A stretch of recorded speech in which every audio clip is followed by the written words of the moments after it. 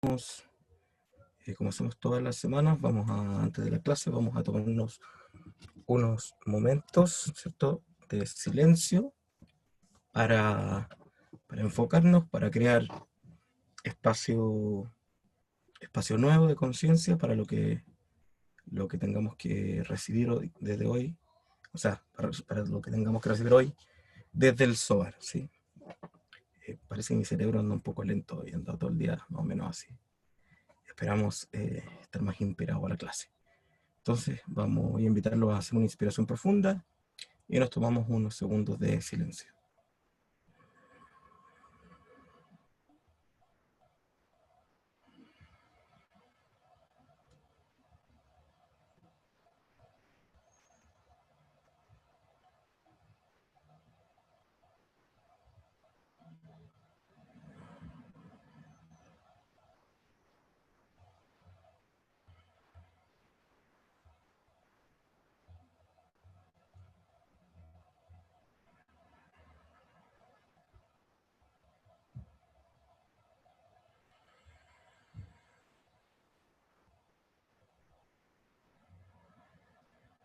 Quiero estudiar para que el estudio me lleve a la acción y a la rectificación de mis intelectos, mis emociones y mis instintos.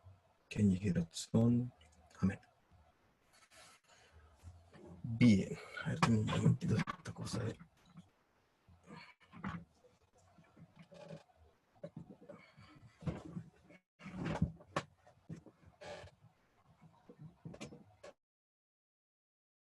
Ahí parece que está mejor. Ya, entonces, esta semana, me van a disculpar, no estoy en mi casa, estoy en la casa de mi mamá, estoy en la casa de mi hermano, y aquí no están todos los digamos, todo lo que yo tengo regularmente que ocupamos para nuestras clases, ¿sí? Así que tengo que estar ahí acomodándome con los recursos que hay disponibles. Esta semana tenemos una clase especial, ¿cierto? Tenemos una clase, como pueden leer ahí en la presentación, un especial de Rosh Hashanah. Tuvimos, como la mayoría de ustedes deben saber, tuvimos una charla especial de preparación para Rosh Hashanah, ¿cierto? El jueves pasado, donde ya hablamos de los pormenores, de lo concreto, de lo técnico, etcétera, etcétera. Obviamente hoy no vamos a hablar de nada de eso, sino que lo que vamos a hacer hoy es estudiar una porción del Zohar que habla de Rosh Hashanah, ¿sí? De hecho hay un montón, encontré un montón mientras buscaba, bueno, todos los años me pasa que me sorprendo, que encuentro más y más enseñanza y más aspectos, etcétera. Pero antes de ir a mirar ese verso, ¿cierto? Que es de la porción Bayerá, eh, quiero explicar una cosa como en respuesta un poco a una pregunta que me han hecho o sea, alguien me hizo una pregunta y alguien más hizo una crítica, ¿sí? La pregunta considero que fue súper súper válida, pero la crítica pienso que viene un poco desde la ignorancia, ¿sí? Desde la ignorancia de esta persona que hizo esta crítica. Y tiene que ver directamente eh, con la relación que hay eh, de la Kabbalah, de los estudiantes de Kabbalah, con las que llamamos festividades, ¿cierto? Con las festividades del calendario hebreo. Hay gente que postula, como estaba diciendo el recién, desde la ignorancia, claramente desde la ignorancia, gente que postula que, eh, que estas festividades no deberíamos considerarlas, que los estudiantes de Kabbalah no deberíamos celebrarlas, porque son, según la perspectiva que ellos tienen, son festividades judías, ¿sí? Son del pueblo judío y no tienen nada que ver con la Kabbalah en sí, etcétera, etcétera. Pero la verdad es que eso es un error. Lo primero que hay que saber es que si bien es cierto, el pueblo judío como heredero, cierto, histórico de la Torá y por lo tanto de este conocimiento, convirtió estas fechas, cierto, que tienen una carga astrológica y una carga energética y cósmica, si le quieren llamar así, en festividades de su religión y de su pueblo. La mayoría, sí, la mayoría de estas festividades existen desde antes que exista el pueblo de Israel, desde antes que exista la idea del pueblo judío, desde antes que exista incluso Abraham, que se podría considerar como el primer hebreo, desde mucho antes. Eh, de hecho, la mayoría de las personas que hablan en general de las festividades y uno les pregunta cuáles son estas festividades, muy poca gente sabe cuáles son, ¿sí? ¿Cuántas son? Porque son muchísimas. O sea, la primera de todas es el Shabbat. Sí, el Shabbat es la primera de todas y que es, digamos, una festividad. Nosotros ocupamos el término festividad para que se entienda. En hebreo se llama Moed o Hagim, ¿sí? Moedim o Hagim, que, que no tienen una traducción literal al castellano y que podemos simplemente entenderla como momentos específicos, momentos señalados, momentos claves, si le queremos llamar de alguna manera. Entonces el Shabbat es uno, las lunas nuevas son otro, el inicio del año son otro, Shavuot que tenía que ver con la cosecha es otro, Pesach que tenía que ver con la siembra. Pero todas estas momentos que luego la Torá, ¿cierto?, les da un significado eh, en relación al pueblo de Israel, en el sentido literal de la Torá, eh, existían mucho antes.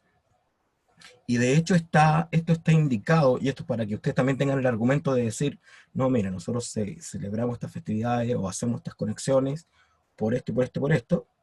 La primera señal de esto está en el relato de la creación. ¿Sí? Si ustedes pueden tomar cualquier Torah, una Biblia común y corriente, ir al capítulo 1 de Génesis, buscar ahí en los versos el día cuarto de la creación, el día cuarto de la creación, ahí está escrito que se crearon, ¿cierto? Que Elohim creó eh, la lumbrera mayor y la lumbrera menor, y los planetas y las estrellas. Eso dice ahí. Y está escrito específicamente la causa por las cuales fueron creadas. Ahí dice literalmente que fueron creadas como señales. Fueron creadas como señales, ¿cierto? Para demarcar los días, las semanas, los meses, los años y las fechas señaladas. O sea, ahí el texto dice claramente que la función de los astros era darle señales a los seres humanos de los días, los meses, los años y de fechas, ciertas claves, ciertas fechas que tienen cualidades particulares. Por eso es que cuando nosotros, por ejemplo, miramos la historia de Rod, del rey Nimrod, que es el mismo tiempo de Abraham, vemos que ellos observaban las estrellas, ¿sí? Porque las estrellas, de hecho en hebreo, esta es una curiosidad, más de alguno lo debe saber, de hecho en hebreo, a ver, denme un segundo, me está dando un error aquí, me está diciendo que tengo la conexión inestable. Denme un segundito, ¿sí? Por favor.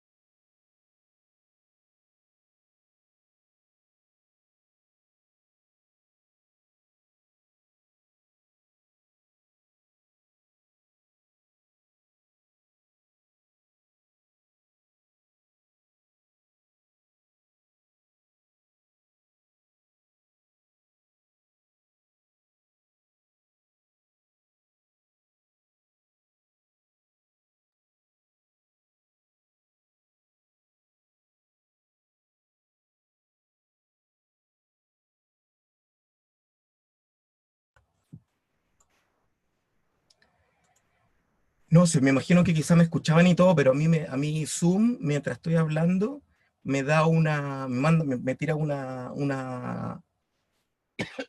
como un mensaje, una indicación y me dice, su conexión está inestable. Y eso es cuando alguien más se conectó a la red que estoy ocupando. Es por eso. Ya, entonces, ¿en qué estaba? Me distraje con eso. ¿En qué estaba? Ah, el tema de los astros, ¿cierto? De que los astros están ahí para señalar estos momentos clave, ¿cierto? Los días, los años, y que en la antigüedad, ¿cierto?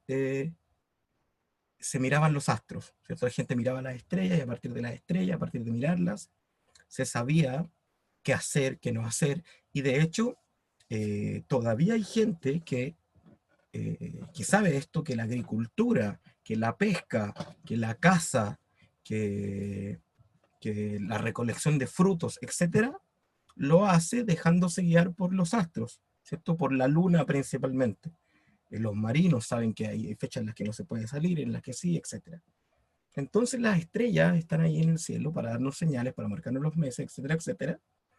Y lo que hoy día nosotros conocemos como las festividades, ¿cierto? O los portales energéticos, que es como los cabalistas contemporáneos han decidido llamarles, entendemos que no es que ocurrió un suceso histórico en el pueblo de Israel y entonces se volvió una festividad, sino que por ser esa la fecha precisa que tenía tal energía y tal disposición energética, es que en dicho momento histórico el pueblo de Israel pudo llevar a cabo tal o cual proeza. ¿Sí? El Rabash lo explica así, o sea, él dice que son los tiempos los que crearon la señal y no la señal la que marcó el tiempo. ¿Sí? Esto es súper importante entenderlo.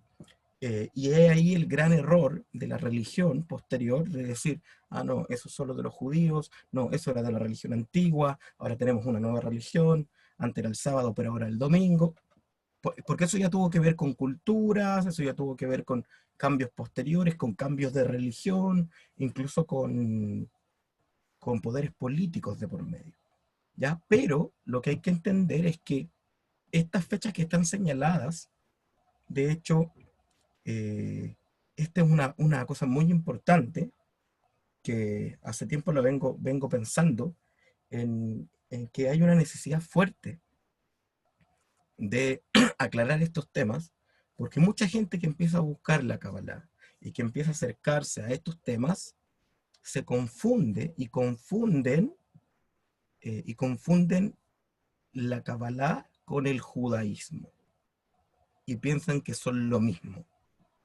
Y la verdad es que no lo son. La Kabbalah es anterior al judaísmo en miles de años y además dentro del judaísmo como tal, yo conozco el judaísmo desde dentro, ustedes saben que yo vengo de allá, ¿cierto? Yo estuve dentro de la sinagoga, etcétera, etcétera.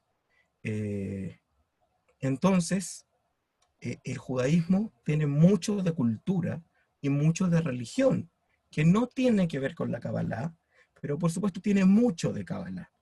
¿Sí? Y por eso es tan importante que cuando uno estudie, sepa qué estudiar, sepa con quién estudiar para no confundirse. Bueno, la mayoría de la gente que no viene de la religión no le pasa esto, pero hay mucha gente a la que sí le pasa.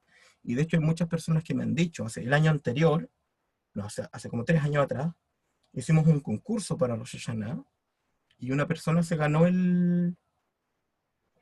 no sé por qué motivo participó originalmente, pero bueno, participó, se ganó la entrada, fue a celebración y fue con un amigo. Y después se fue porque dijo, no, yo no quiero estar celebrando cosas de los judíos, que los judíos esto, que los judíos lo otro, na. Entonces ahí como que se crea una ensalada. Y simplemente lo que quería hacer, aprovechando que vamos a celebrar Rosh Hashanah, y aprovechando que eh, vamos a empezar el año y de ahí en adelante vienen las festividades y todo lo demás, aclarar que una cosa es que una religión, o dos religiones, o tres, hayan tomado estas cosas de la Kabbalah y las hayan convertido en parte de su religión, que no hay ningún problema, o sea, al final la Kabbalah está presente en todas las religiones, en cosas que ni siquiera nos imaginamos.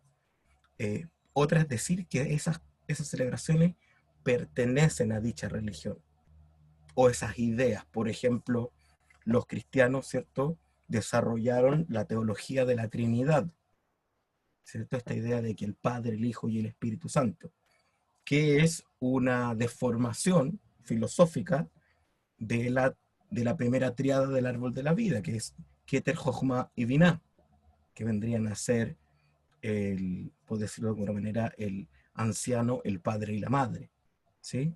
O de los tres niveles principales del árbol de la vida, que serían el nivel intelectual, el nivel emocional y el nivel material. Entonces lo modificaron, lo adaptaron a su cultura. De hecho, hay cristianos que celebran la Pascua, hay muchísimas otras religiones que celebran las lunas nuevas también, pero tenemos que entender que esto le pertenece a la humanidad, así como la Kabbalah le pertenece a la humanidad.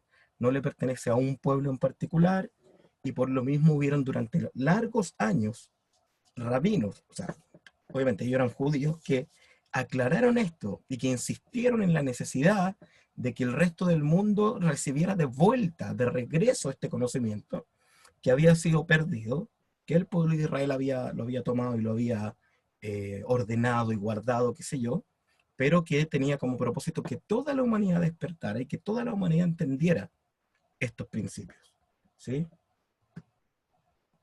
Y hay una clave ahí muy importante en entender que esto está determinado en el cielo. O sea, por ejemplo, Rosh Hashanah es una luna nueva. Hace poco alguien me dijo, oigan, ni nunca hemos celebrado la luna nueva de Libra. Me lo comentó, nunca hemos celebrado la luna nueva de Libra.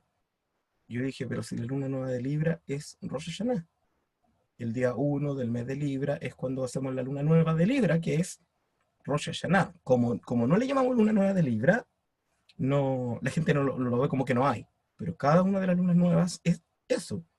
Y ahí está la belleza, para mí, del calendario hebreo, que es un calendario natural, ¿sí? O sea, que está regido por la luna, por el sol, por los planetas, y no por un consenso de decir, ah, no, aquí empieza el año y aquí termina. Sí, o aquí empieza el mes y aquí termina. Sino que aquí empieza, está la luna, o sea, no está la luna, empieza el mes, luna llena la mitad del mes, desaparece la luna, empieza el siguiente mes. Y así. Entonces, cada una de estas festividades que nosotros vamos, ¿cierto?, a ir celebrando, partiendo ahora, este nuevo año 5781, que comienza el próximo viernes por la noche, con la festividad que conocemos como Rosh Hashanah, o sea, como cabeza del año, como explicamos en la charla especial de Rosh Hashanah, tienen como propósito que la humanidad pueda acceder a ciertos tipos de energía, o a ciertas frecuencias de energía, o a ciertos planos cósmicos a los que no se puede acceder de otra manera, ¿sí? A los que no se puede acceder en otras fechas. O sea, solo en esos momentos existe una disposición cósmica eh, apta, apropiada, para conseguir ciertas influencias, para conectar con ciertas energías, y a partir de eso, si sabemos qué hacer, entonces poder usar esas energías para conseguir el propósito que se nos ofrece. No es lo mismo la energía que está disponible en Rosh Hashanah, como la que puede estar disponible en Pesach, o como la que puede estar disponible en Hanukkah, o como por ejemplo la que está disponible en cada luna nueva. Obviamente hay una sintonía entre la luna nueva de Libra con la idea de Rosh Hashanah. Ya explicamos en la charla especial de Rosh Hashanah que ese día es llamado el día del juicio, ¿cierto? El día cuando se supone que hay como un juicio en el tribunal, que lo vamos a explicar más ratito, pero que en verdad, y ahí, que en verdad tiene que ver con una autoevaluación del ser humano, que se analiza a sí mismo, que se tiene que analizar a sí mismo, y que tiene muchísimo que ver con el signo de Libra, ¿cierto? La balanza que está asociada a la justicia y al juicio. Entonces, claramente hay una sintonía que tiene que ver con eso.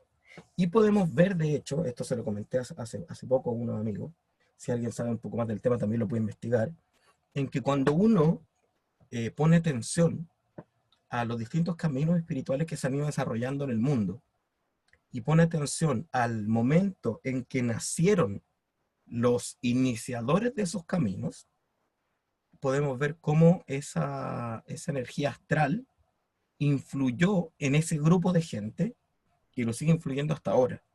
Voy a hacerle dos ejemplos para que les quede como más o menos clara la idea de lo que quiero decir, y luego vamos ya a escanear el SOAR y a explicar lo que podemos aprender del Zohar en cuanto a Rosh Hashanah este año.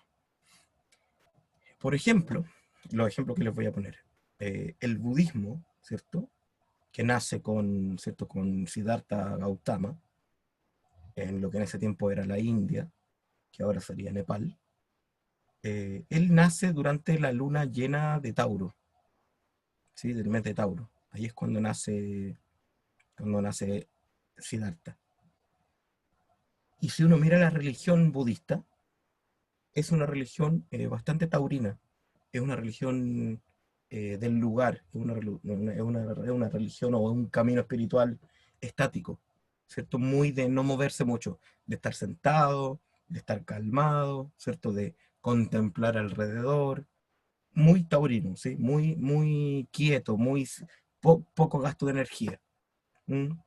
Por otro lado, por ejemplo, podemos ver el cristianismo, donde tenemos, ¿cierto? eh, a que el originador de este camino, digamos, o al menos a quien se le atribuye, es Jesús, ¿cierto?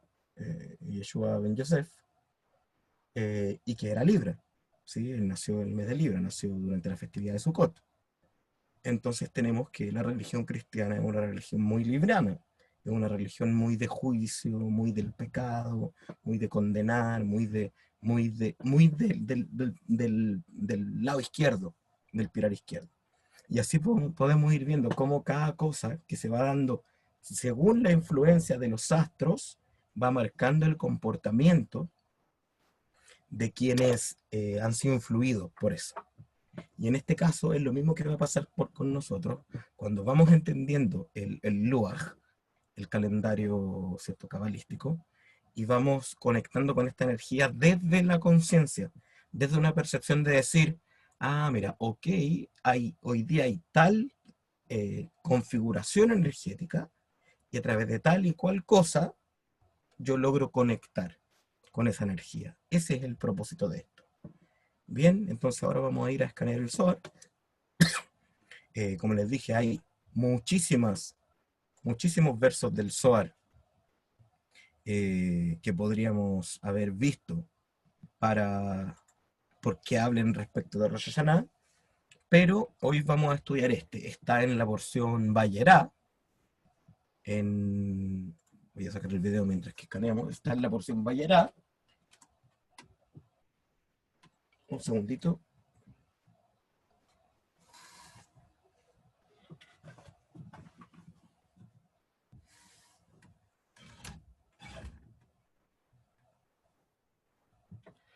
Verso 381, ¿sí? Es el que escogí yo. El año pasado, si pueden mirar la clase de Rosh Hashanah, del Zohar de Rosh Hashanah del 5779, verán que vimos otra porción de otro libro, de otra parashá del Zohar. Pero esta vez vamos a ver esto, el verso 381 de la porción Bayerá. ¿Sí? Vamos a usar la flechita para que podamos ir siguiendo todos juntos esta lectura. Nos concentramos, inspiramos profundo y escaneamos todo el Zohar juntos. Ta Hazei, que Gavna da Beyom Rosh Hashanah, Beyom HaKippurim, de Dinah Ishtecha Be'alma, Ihu Kayam, Le Katrega Be'Israel, Be'ayain, Leitra'a Be'shofar, Ule Atra'a Kol de Jalit, Be'asha'a Umeya'a Beruja'a, Be'et Ba'do Had, Ule Ashma'a Hahu Kol Migo Shofar.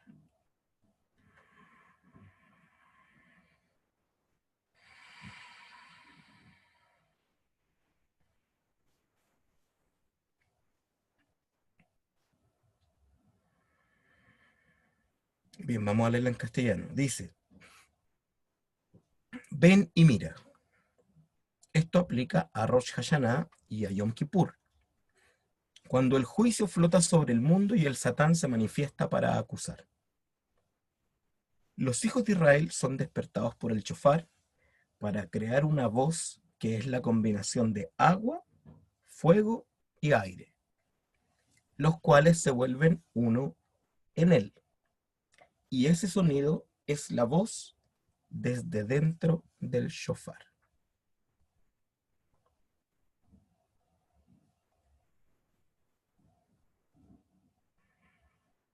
Como hacemos siempre, cada uno ahí en su lugar va a leerlo de nuevo en, en castellano.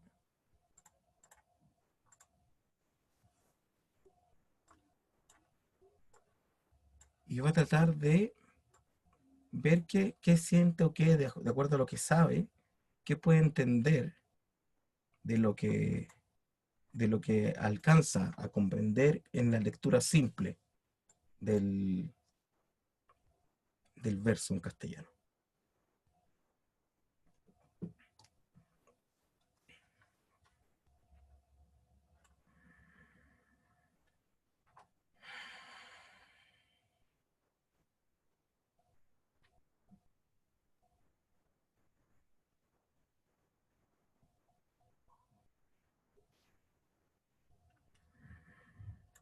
Bien, lo que cada uno ahí haya aprendido o haya entendido es personal, es para cada uno. Y ahora vamos a ir estudiándolo y vamos a ver qué añadimos a lo que ya sabemos de este día, qué es lo que podemos añadir para poder también aumentar nuestra conciencia respecto a la conexión de esta semana, ¿cierto? Que vamos a hacer de Rosh Hashanah.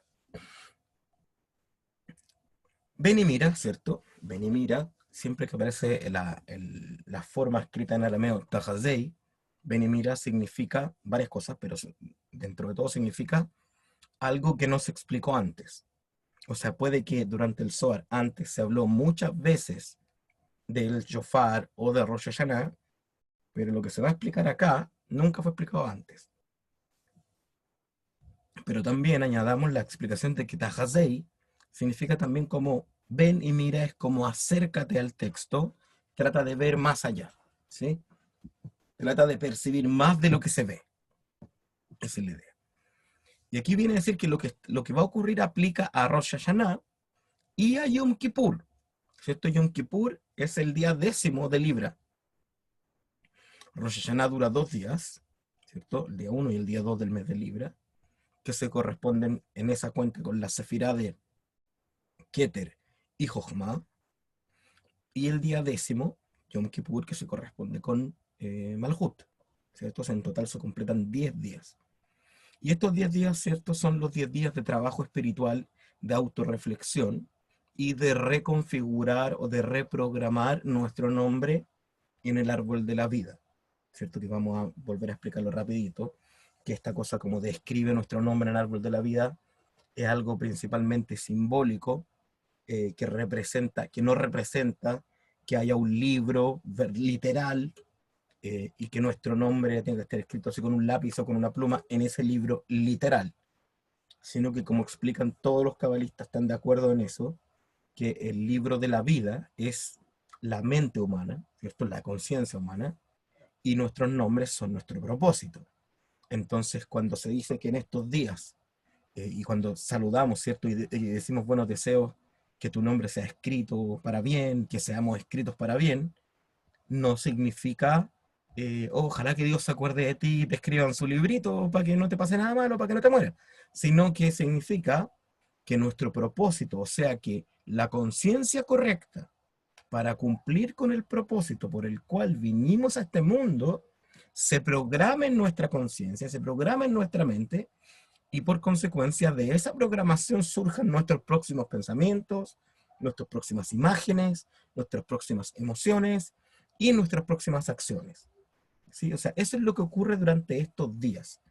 Rosh Hashanah, los 2 primeros días, comienza el proceso, que hace un trabajo muy intenso, muy poderoso, que vamos a explicar lo del shofar.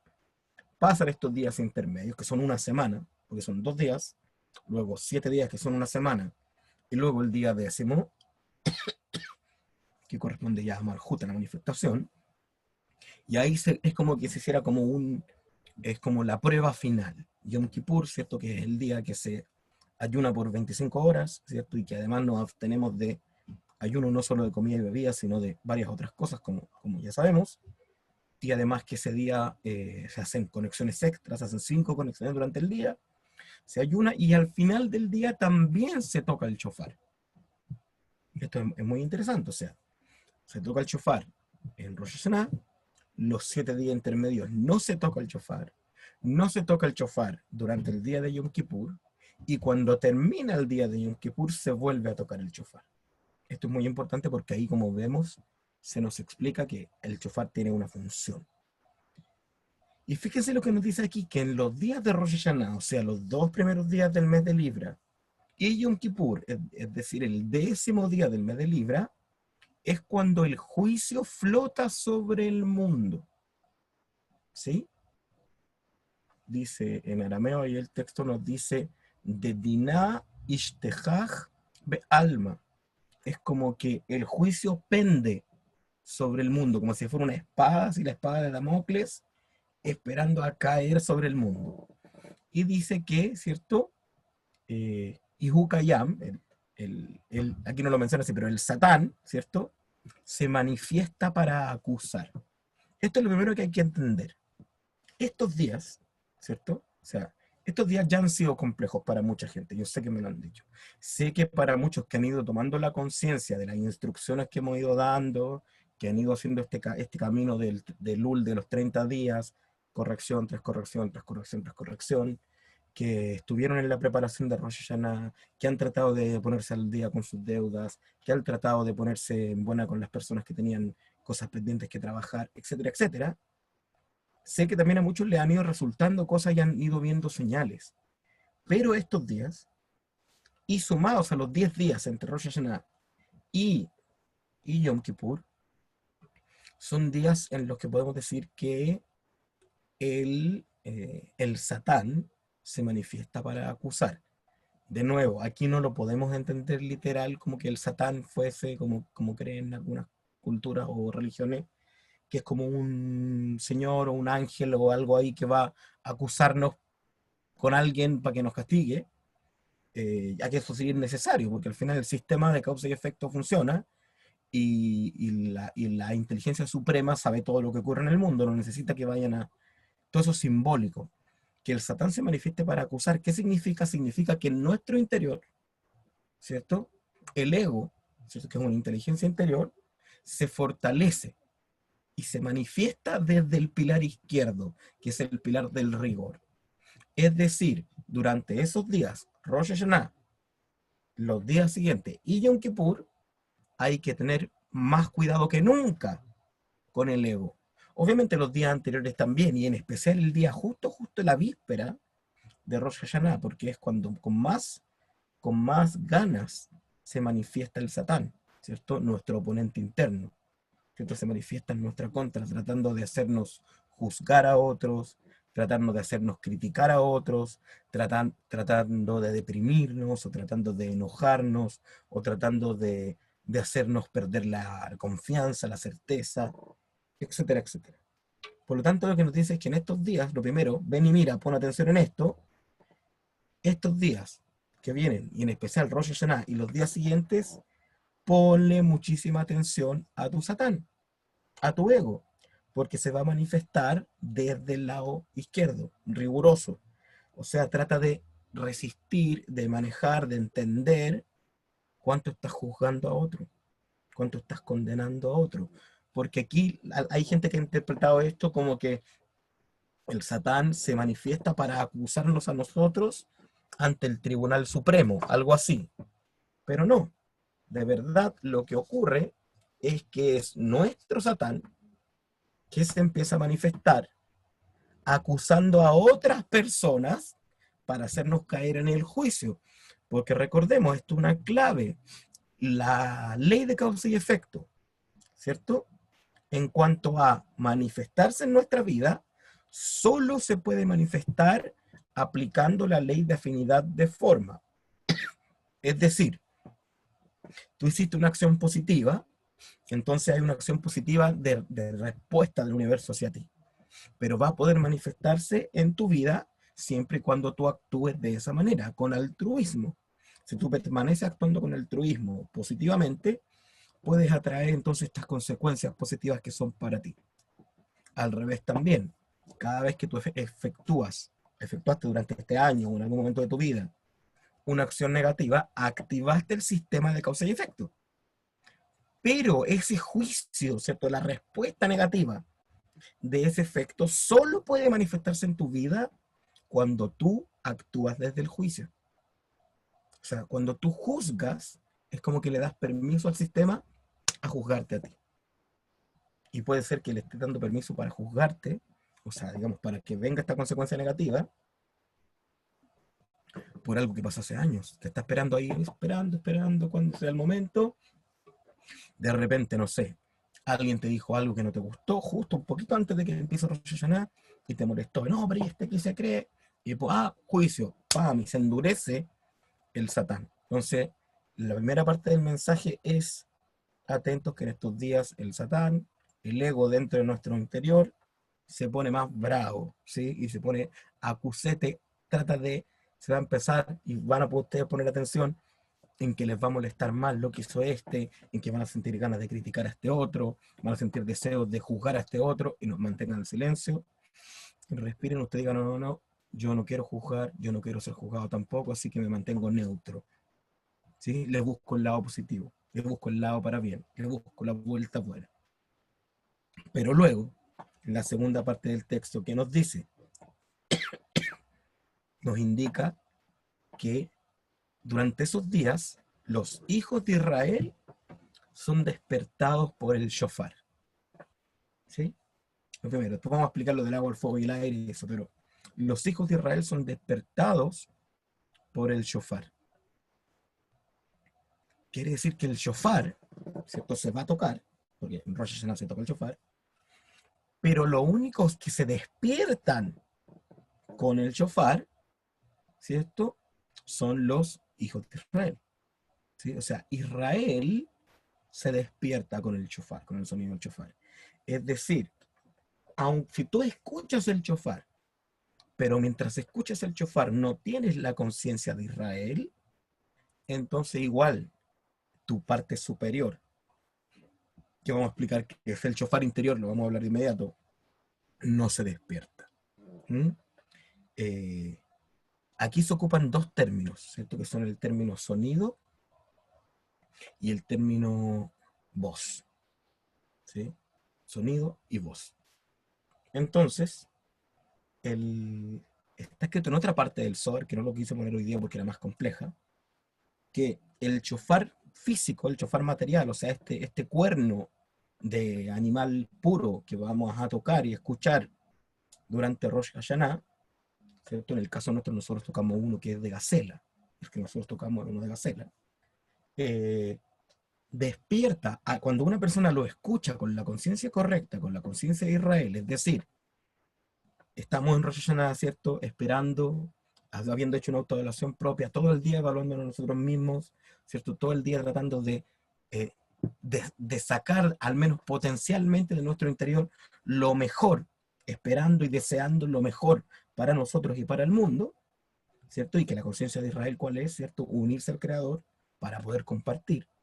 Quien tiene esa conciencia durante estos días, el shofar, ¿cierto? Despierta algo en su interior. El Zohar le llama el shofar superior, shofar y la A, el shofar superior, que es la voz divina. Así es como se explica. Bueno, lo que explica en profundidad es que al sonar el shofar, como la frecuencia de la voz del shofar estimula los hemisferios cerebrales, ¿sí? Acá. Entonces crea una pequeña chispa de Jochma, del hemisferio masculino, ¿cierto? Del pilar de la misericordia, que como que hiciera como esto, como que le diera un pequeño toque, un pequeño impulso a Binah, y se despierta Binah, el shofar interior de Binah, que es la voz de Binah, ¿sí? Que es la palabra hebrea kol, palabra kol. Y esto es muy interesante. Esta voz, Binah, ¿cierto? Que está acá adentro, se manifiesta en el hemisferio izquierdo del cerebro. Ya hemos explicado en otras clases que Binah es la Torá, que Binah es la sabiduría divina, la revelación divina. Entonces lo que dice aquí es que quienes tienen la conciencia correcta durante el día, ¿cierto?, de Rosh Hashanah, por haberse cuidado de mantenerse sin juzgar, mantenerse sin acusar, manteniendo el Satanás ahí controladito, entonces, al escuchar el shofar, se despierta Binah en su interior por el impulso que está recibiendo Jochma a través del golpe del shofar, de la voz del shofar, y al despertarse Binah, lo que produce es nuevos pensamientos que antes no tenía, consecuencia del efecto de Rosh Hashanah. Es decir, no solo estamos como queriendo cambiar los pensamientos, tratando de modificarlos, sino que lo que va a ocurrir es que van a surgir pensamientos nuevos que antes no estaban, puesto que el sonido del shofar que estás escuchando es un sonido que no habías escuchado nunca antes, porque cada sonido del shofar es único. Ese sonido del shofar va a influir en tu ser, ¿cierto? Y tu biná, que estaba dormida, ¿cierto? Que constantemente está adormecida, de verdad, de hecho, se va a despertar y va a crear pensamientos inspirados, imágenes inspiradas. Por eso es que el Ari recomienda que cuando uno escuche el shofar, lo haga con los ojos cerrados, ¿cierto? No, la halajá no dice eso, la halajá dice que basta con escucharlo, pero el Ari dice, no, hay que escucharlo con los ojos cerrados y con la intención profunda de que se manifiesten nuestros deseos superiores. Es decir, que al sonar el shofar se estimula, ¿cierto? Jochma, como decía yo, Jochma, que es la que nos conecta, el punto de nuestro ser, que nos conecta con la luz superior. Esa Jochma es la que le da la chispa potencial. Despierta, Binah, y Binah agarra lo que había y lo renueva con nuevos pensamientos. ¿Sí? Y fíjese que dice que esto que ocurre crea una voz, dice, que es la combinación, y ahí está escrito en arameo, Beesh A, Umay A, Beruj A, que esto que está acá, se los voy a mostrar para que entiendan por qué lo estoy leyendo de esa manera, porque pareciera que estuviera leyendo de una manera extraña, pero está aquí. Dice Beesh A, con una alef separada, dice Umay A, el agua, Beruj A, y aire. ¿Sí? Entonces dice, yo me acabo de dar cuenta que lo escribí al revés acá en la traducción. Es mi error. Es de fuego, de agua y de aire. Pero aquí hay una alef al final. Se le agrega una alef. Entonces esto es muy importante para que entiendan un principio de qué es lo que ocurre acá. Y aquí voy a hacer las preguntas. Recuerden que durante las clases del Zohar, el único que puede hacer preguntas es el maestro. Ustedes pueden responderlas si quieren. ¿Qué creen que significa, en términos cabalísticos, el agua, el fuego y el aire? ¿A qué creen ustedes que está queriendo aludir el Zohar? ¿Qué representan el fuego, el agua y el aire en, en esta perspectiva de la voz interna que se crea? Feliz de leerlos. Si alguien quiere opinar, por supuesto.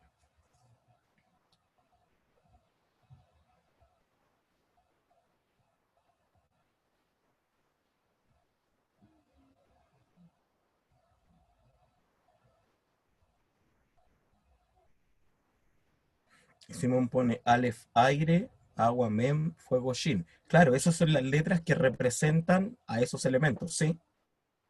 Pero, ¿qué significa eso? Sí, estoy de acuerdo, Simón. La Aleph es el aire, y también es la tierra, pero es el aire. El Amem es el agua y el fuego es la Shin. Sí, totalmente de acuerdo. Pero nos quedamos donde mismo. ¿Qué representan? Ya, vamos a explicarlo nomás. Tampoco es forzoso que lo sepan. De acuerdo, de acuerdo al Sefer Yetzirah, el agua representa el pilar de la derecha. Representa el pilar el pilar derecho del árbol de la vida. No, Eduardo, no, porque la intuición, las emociones y el aire, el ruaj, no, porque de hecho las emociones y el ruaj son lo mismo. El aire y ruaj y las emociones son lo mismo en el ser humano. El nivel de ruaj es el nivel emocional. Lo que representan estos tres elementos, representan los tres pilares del árbol de la vida. Y por eso aquí el Zohar le pone una alef arriba para decir como el fuego, el agua y el aire. No cualquier fuego, cualquier agua, sino que él, como elementales. El Sefer Yetzirah nos enseña que el pilar del agua, que el agua es el pilar derecho, el pilar masculino, el atributo de dar, el pilar de Gesed. Y el fuego es el pilar izquierdo, el pilar femenino, el pilar de recibir, el pilar de Geburah. Y el aire es el pilar del medio, el pilar de Tiferet, el pilar de la empatía, del recibir para compartir, y también lo equilibrar. Entonces, qué es lo que, qué es lo que nos está diciendo aquí? Que la voz del shofar, ¿cierto? Que se cree en nuestro interior, si es que tenemos la conciencia de Israel cuando estamos escuchando el shofar, es una voz equilibrada. Es una voz que incluye los tres pilares, ¿sí? Porque el gran conflicto, y esto lo explica el Rambam, ¿cierto? En el Hot Yesodei Torah, al principio del Yad HaZaká, él lo explica y nos dice que todos los problemas que el ser humano tiene, su conducta está en un extremo. O está muy hacia el pilar del agua, o sea, es muy blando, es muy demasiado compasivo, demasiado generoso, demasiado amable, demasiado daditativo, o está en el pilar de Geburah, es demasiado estricto, es muy riguroso, es muy cuadrado, es muy inflexible. Pero entonces aquí nos dice que esta voz del shofar, ¿cierto? Al sonar esta voz del shofar, combinará estos tres elementos, y los cuales se vuelven uno en él. Y estos están representados también en la persona que toca el shofar. Y la persona que toca el shofar tiene que saber esto. La persona que toca el shofar sabe que en él, ¿cierto?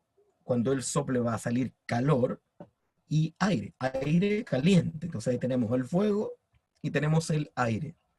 Pero además sale saliva. Cuando uno sopla, sale saliva, sale aire y sale caliente. Entonces esos tres elementos surgen físicamente dentro de la persona, ¿cierto? Dentro del shofar, y crean esta voz que se llama kol shofar. Kol, la palabra kol. Y aquí hay un dato muy, muy interesante, porque si se fijan estos elementos, tienen una alef al final, para indicar que hay una alef presente, hay un 1. Esa alef, de acuerdo a la explicación del escabalista, te representa a ti. La alef, el 1, ¿cierto? Representa la unificación del hombre, de lo divino y lo físico en el ser humano. Entonces, la palabra kol, que es esta palabra que está acá, ¿cierto? La palabra voz, está escrita con una kof, que vale 100, una vav, que vale 6, y una lamed, que vale 30. Entonces, el valor numérico de la palabra kol es 136. Atentos, 136. Más la alef, que eres tú, que vale 1, nos da 137. ¿Alguien sabe de qué palabra es valor numérico 137? Una palabra muy importante, y espero que si no la saben, hoy día cuando la aprendan no se le olvide nunca más. El número 137. ¿Alguien sabe el significado gemátrico, ¿cierto? O sea, el valor numérico 137, ¿de qué palabra es? Sin buscar en Google, por favor. Puede que se sorprenda.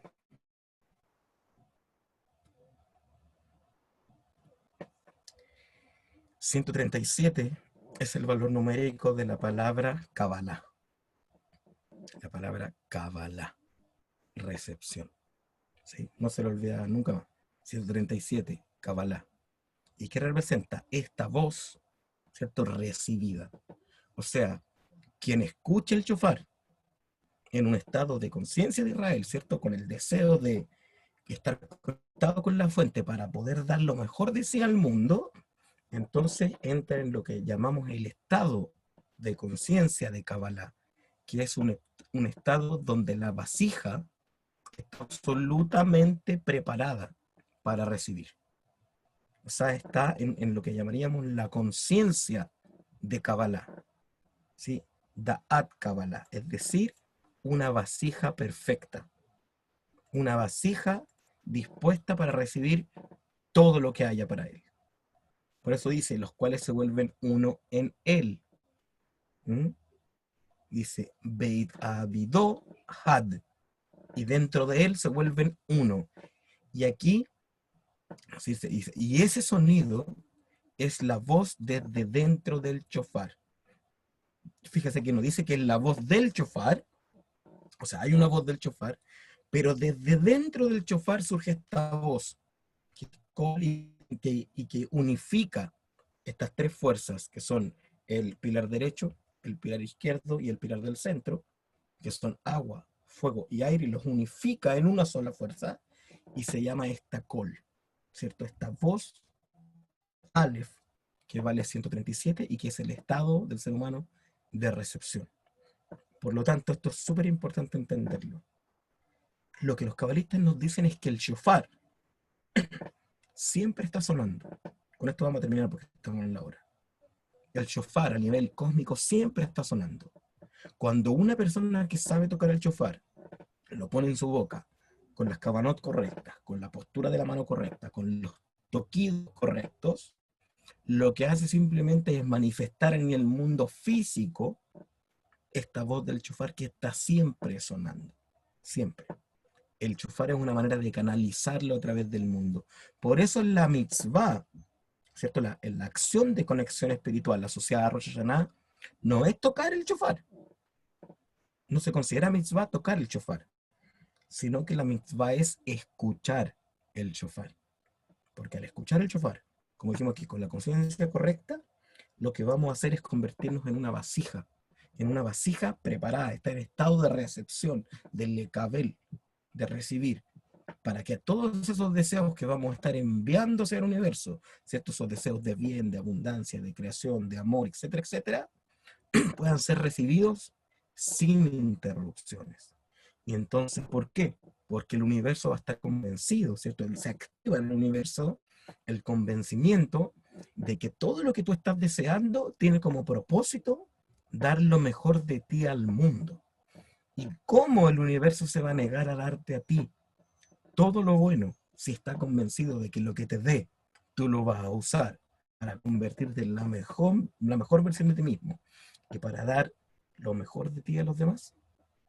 No se niega. Por eso que dice que se vuelven uno en él. Esta energía se vuelve uno en él, adentro del ser. Y puede recibir toda esta luz, toda esta energía y estar seguro que van a manifestarse en su vida todos sus deseos para que pueda aportar al mundo lo máximo posible. Vamos a hacer una pequeña meditación para terminar. Les voy a invitar a cerrar sus ojos un momento, así con los ojos cerrados. Vamos a hacer una inspiración profunda.